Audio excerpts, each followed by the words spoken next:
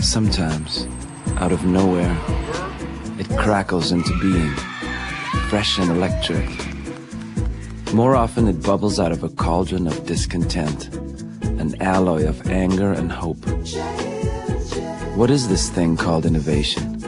Where does it come from? How is it made? It almost always begins with a question. PART is a set of questions. It asks, is the program's purpose clear? Are the program's financial management practices sound? How does this program compare with other programs that have similar goals? Is the program duplicative of other federal programs? The questions that are asked are kind of the keen grasp of the obvious. Are managers held accountable for program results? But they haven't been asked of bureaucracies before. I asked the performance evaluation team to do a step back and think about what would the average person on the street ask about a federal program to know whether or not it's working. The questions are Management 101. How is the program designed? Is it meeting a need? Because you can be achieving results that nobody wants and that the country doesn't need. We have the potential to be able to tell the American taxpayer, we are spending your money better. This is a performance-based objective review as to whether or not the expectations that government had for these programs is being met.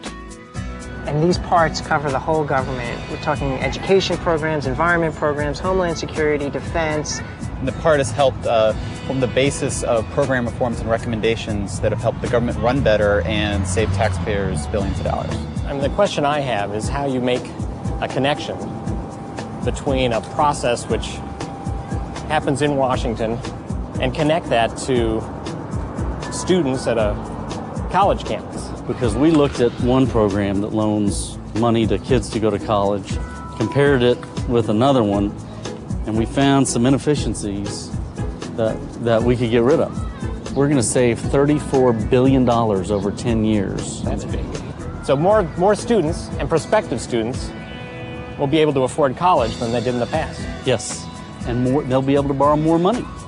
And the taxpayers will save $1 billion a year. In the beginning.